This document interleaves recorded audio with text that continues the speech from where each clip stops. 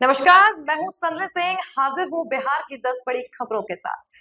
खबरों की शुरुआत करें उससे पहले हम अपने दर्शकों से अनुरोध करते हैं कि हमारे चैनल को आज ही सब्सक्राइब करें और हमें अधिक से अधिक सहयोग करें ताकि हम आपके लिए ताजा तरीन और राजनीति से जुड़ी हर अपडेट्स देते रहें।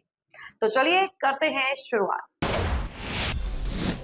खबर नालंदा से है, जहां जिले के हिलसा थाना के समीप देर रात एक कबाड़खाने में भीषण आग लग गई। आग की लपटों ने पूरे इलाके में दहशत फैला दी। आग पर काबू पाने के लिए दर्जन भर दमकल की गाड़ियां बुलाई गई, जिन्होंने करीब 2 घंटे की मशक्कत के बाद आग को नियंत्रित किया।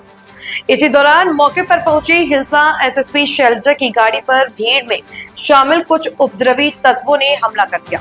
हालात बिगड़ते देख प्रशासन ने केंद्रीय सशस्त्र पुलिस बल को तैनात कर पूरे हिलसा शहर को छावनी में तब्दील कर दिया। घटना के बाद स्थानीय लोग रिहायशी इलाकों में कबाड़खाना चलने से नाराज हैं और प्रशासन से कार्रवाई की मांग कर रहे हैं। आग लगने के कारणों की जांच की जा रही है। पूर्व केंद्रीय मंत्री और आरा सांसद आरके सिंह ने दिवाली के मौके पर जनता से अपील की है कि किसी भी आपराधिक पृष्ठभूमि या भ्रष्ट व्यक्ति को वोट न दे। उन्होंने सोशल मीडिया और वीडियो संदेश में कहा कि दीपावली पर घरों को रोशन करने के साथ अब समय आ गया है कि हम अपने राज्य और बच्चों के भविष्य को भी रोशन करने का फैसला करें। आरके सिंह ने आगाह किया कि यदि अपराधियों को चुनावी वैधता दी गई तो बिहार कभी विकास नहीं करेगा। वीडियो में आरके सिंह ने कई उम्मीदवारों का नाम लिया है और उन पर गंभीर आरोपों का जिक्र किया। आप भी देखिए। और खूब तरक्की करें, ऐसी मेरी ईश्वर से कामना है। अपने राज्य तथा अपने परिवार के भविष्य तय करने का समय अब हमारे सामने आ गया है। आपका मत तय करेगा कि बिहार का और हम लोगों के बाल बच्चों का भविष्य कैसा है। यदि आप बिहार और अपने बाल बच्चों का भविष्य उज्जवल देखना चाहते हैं तो मेरा आपसे निवेदन होगा कि किसी भी आपराधिक पृष्ठभूमि के अथवा भ्रष्ट व्यक्ति को वोट नहीं दें, भले ही वो व्यक्ति आपके जात का ही होना। खबर वैशाली जिले से है, जहां बिहार विधानसभा चुनाव में 100% मतदान सुनिश्चित करने के उद्देश्य से गैरोल प्रखंड के व्यासचक गांव स्थित गुरुकुल हॉकी खेल मैदान में स्वीप कार्यक्रम के तहत मतदाता जागरूकता अभियान का आयोजन किया गया।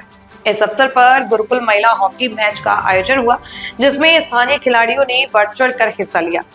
कार्यक्रम का उद्घाटन प्रखंड विकास पदाधिकारी पंकज कुमार निगम, अंचलाधिकारी अंशु कुमार और स्वीप नोडल अधिकारी सह प्रखंड शिक्षा पदाधिकारी सुशील कुमार ने संयुक्त रूप से किया। इस दौरान अधिकारियों ने कहा कि लोकतंत्र को मजबूत करने के लिए हर मतदाता का वोट देना जरूरी है। प्रखंड विकास पदाधिकारी ने बताया कि 6 नवंबर को वैशाली में विधानसभा चुनाव होना है। मतदान प्रतिशत बढ़ाने के लिए प्रशासन की ओर से लगातार रंगोली प्रतियोगिता, प्रभात फेरी और दीवार लेखन जैसे रचनात्मक कार्यक्रमों के माध्यम से लोगों को वोट देने के लिए प्रेरित किया जा रहा है। इधर नालंदा जिले में विधानसभा चुनाव को लेकर तैयारियां अंतिम चरण में पहुंच गई हैं। जिला मुख्यालय से सभी विधानसभा क्षेत्रों के लिए बनाए गए ब्रज गृहों में ईवीएम मशीनों के पहुंचने का सिलसिला शुरू हो गया है। रविवार शाम हिलसा और इस्लामपुर विधानसभा क्षेत्रों में के लिए आई ईवीएम मशीनों को प्रशासन की निगरानी में ब्रज गृह में सील कर दिया गया। हिलसा अनुमंडलाधिकारी सह निर्वाची पदाधिकारी अमित कुमार ने बताया कि चुनाव की तैयारियों को पूरी गंभीरता से अंतिम रूप दिया जा रहा है। उन्होंने कहा कि ईवीएम मशीनों की सीलिंग प्रक्रिया विभिन्न राजनीतिक दलों के प्रतिनिधियों की मौजूदगी में पूरी पारदर्शिता के साथ की गई है। प्रशासन की ओर से सुरक्षा व्यवस्था को भी मजबूत कर लिया गया है ताकि ईवीएम के निगरानी में कोई चूक ना हो। जिले के अन्य विधानसभा क्षेत्र में भी अगले 24 घंटे के भीतर मशीनों के पहुंचने की प्रक्रिया पूरी कर ली जाएगी। बिहार विधानसभा के 6 सीटों पर झारखंड मुक्ति मोर्चा ने चुनाव लड़ने का ऐलान किया, लेकिन अब तक प्रत्याशी का नाम घोषित नहीं किया गया है, जबकि आज नामांकन की अंतिम तिथि है। जेएमएम ने चकाई, धमधा, जमुई, पीरपेंती, मनिहारी और कटोरिया सीट पर चुनाव लड़ने का ऐलान शनिवार को किया था। हम लोगों ने फैसला किया है कि हम चकाई, धमदाहा, कटोरिया, मनिहारी, जमुई और पीरपैती जिसमें कटोरिया और मनिहारी अनुसूचित जनजाति आरक्षित सीट है और पीरपैंती अनुसूचित जाति आरक्षित सीट है, वहां से अपने उम्मीदवार को खड़ा करेंगे। विधानसभा चुनाव के दूसरे चरण के नामांकन के आखिरी दिन आरजेडी प्रत्याशी सुशील कुशवाहा ने अनुमंडल पदाधिकारी के समक्ष सोमवार को नामांकन पत्र दाखिल किया। नामांकन के बाद मीडिया से बातचीत में सुनील कुशवाहा ने जनता से विकास का वादा किया। उन्होंने कहा कि यदि जनता उन्हें चुनकर विधानसभा भेजती है तो वे सबसे पहले सीतामढ़ी में रिंग रोड का निर्माण करवाएंगे। साथ ही उन्होंने बताया कि 10,000 करोड़ की राशि स्वीकृत कराकर मां जानकी के भव्य मंदिर और सीतामढ़ी के सभी प्रमुख पर्यटन स्थलों का विकास करवाएंगे। सुनील कुशवाहा ने कहा कि शहर में जल जमाव और जाम की समस्या से भी जल्द ही छुटकारा मिल जाएगा। वहीं सीतामढ़ी विधानसभा की लड़ाई इस बार बेहद दिलचस्प होती दिख रही है। स्थानीय लोगों का कहना है कि इस बार भी 2015 जैसा इतिहास दोहराया जा सकता है।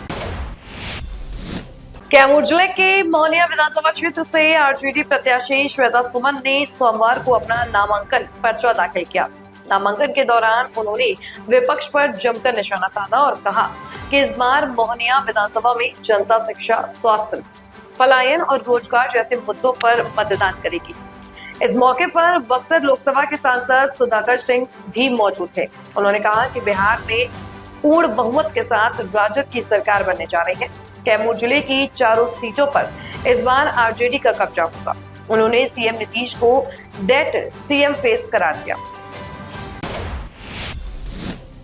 सीतामढ़ी जिले में विधानसभा चुनाव के दौरान शांति व्यवस्था बनाए रखने के लिए पुलिस लगातार अभियान चला रही है। इसी क्रम में पुलिस ने गुप्त सूचना के आधार पर 4 अपराधियों को गिरफ्तार किया है, जो चुनाव के दौरान आपराधिक घटनाओं को अंजाम देकर अशांति फैलाने की साजिश रच रहे थे। यह कार्रवाई सुप्पी थाना क्षेत्र के अंग्रेज पोखर के समीप की गई, जहां पुलिस को सूचना मिली थी कि कुछ अपराधी हथियार से लैस होकर अपराध की योजना बना रहे हैं। सूचना मिलते ही पुलिस की टीम मौके पर पहुंची और घेराबंदी कर चारों को गिरफ्तार कर लिया। गिरफ्तार अपराधियों पर के पास से 3 पिस्टल, 6 जिंदा कारतूस, 1 तलवार, कई चाकू और मोबाइल फोन बरामद किए गए हैं। इसकी जानकारी सदर डीएसपी राजीव कुमार ने दी। केंद्रीय गृह राज्य मंत्री नित्यानंद राय ने राजद द्वारा 143 उम्मीदवारों की सूची जारी करने पर महागठबंधन को आड़े हाथों लिया। उन्होंने कहा कि राजद, कांग्रेस और वाम दलों का यह गठबंधन घमंडिया गठबंधन है, जहां स्वार्थ की टकराहट साफ दिख रही है। उन्होंने कहा कि राजद और कांग्रेस परिवारवाद की पार्टियां हैं, जिनके संस्कार में भ्रष्टाचार और अपराधियों को संरक्षण देना शामिल है। स्वार्थ की राजनीति करने वाले बिहार के विकास से कोई मतलब नहीं रखते। भाई, मैं पहले भी कहा हूँ कि आरजेडी, कांग्रेस या कम्युनिस्ट जो घमंडिया गठबंधन है उसका मामला है, यह मामला हमारा नहीं है।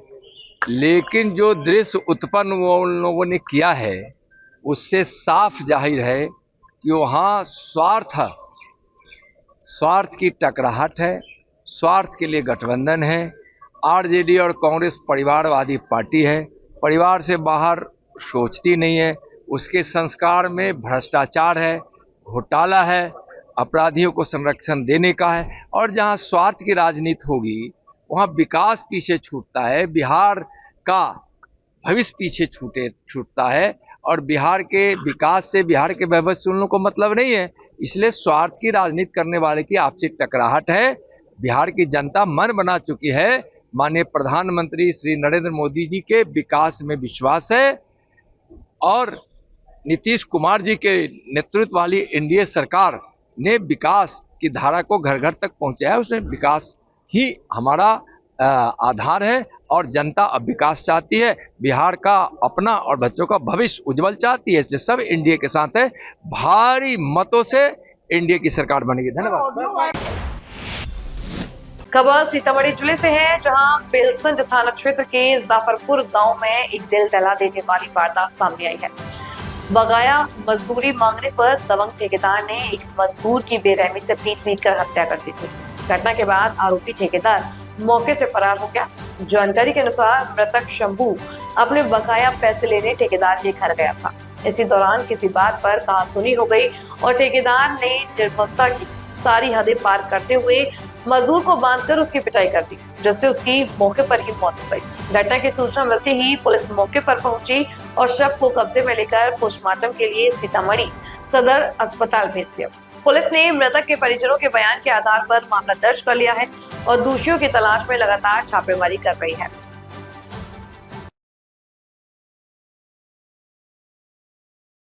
आज के लिए बस इतना ही। कल फिर हाजिर होंगे बिहार की 10 बड़ी खबरों के साथ। मुझे दीजिए इजाजत। ताजा तरीन और राजनीति से जुड़ी खबरों के लिए आज ही हमारे चैनल को सब्सक्राइब करें और बेल आइकन दबाना ना भूलें, ताकि हर अपडेट आपको एक क्लिक पर मिलता रहे।